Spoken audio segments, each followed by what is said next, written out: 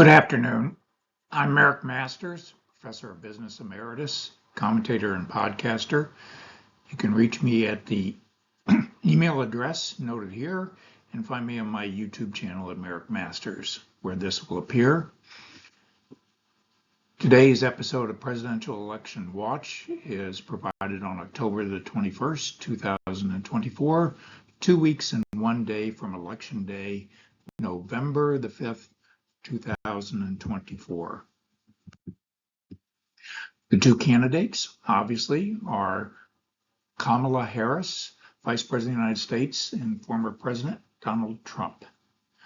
The topics we'll cover today are polling from 3 aggregator sources, which come up with averages of polls based on those that they include in their sample of polls, which they average for a representation of where the race stands at the present time. Then we'll take a look at candidates in action during the past week. I think there are 2 events which typify the nature of their campaign during the past week, which I think tended to favor Trump over Harris. We'll also take a look at money, a poll by Rasmussen Group on competence versus compassion, and early voting. Polling from 538 shows the average among the polls that they use that Harris has a 1.7% lead, 48.1 to 46.4 for Trump. The Hill Decision Desk headquarters shows that Harris has a 49.1% to 47.8% lead over Trump. And Real Clear Politics shows that Harris has a 1-point lead over Trump, 4.9.2% to 4.8.7%. These aggregator polls and the individual polls on which they are based generally suggest that this is going to be a very tight race at a national level, and it's proving to be very tight at the battleground states as well. And I urge you to go look at these sources of the polls, look at the individual polls, look at the dates that the polls were conducted, look at whether or not they are likely voters or registered voters.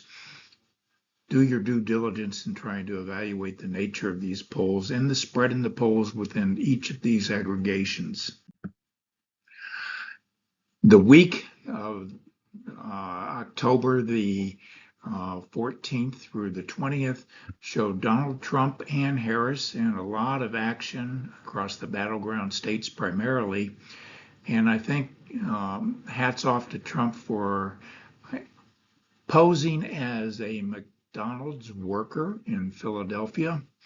He got dressed up in a McDonald's outfit, or at least a semi-McDonald's outfit, and served customers coming through the drive-through line.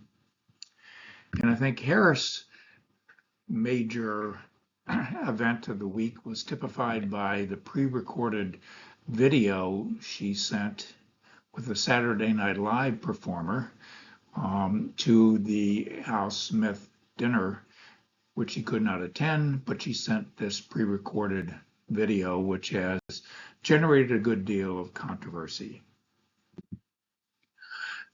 Rasmussen, as I said, had a survey on whether competence or caring, compassion mattered most in making a decision. The survey found that 61% of likely U.S. voters say that in making their election decision, it's more important that a candidate is competent. 33% consider it more important that a candidate cares about people. Not that I would say these are mutually exclusive, it's just which of these dimensions or criteria do the voters weight most. In terms of money, Harris has raised over $1.2 million according to Open Secrets, and Trump has raised almost $900 million. That's $1.2 billion for Harris, $900 million almost for Trump. That's a lot of money. That's over $2 billion they've raised to spend in this election. Early voting shows that among those who have cast votes early in abstention or shown up and voted early at the polls that are open at this point in time. You have 47% being registered Democrats, 36% being registered Republicans, and 17% being independents. A little bit about myself to give you an idea of my academic background, the work I've done, and some of the work that I am pursuing at the present time, including a book on Richard Nixon and one also on the new United Auto Workers. I hope you've enjoyed this. Stay tuned for more, as I'll try and provide more episodes of this before we get to November 5th. Thank you.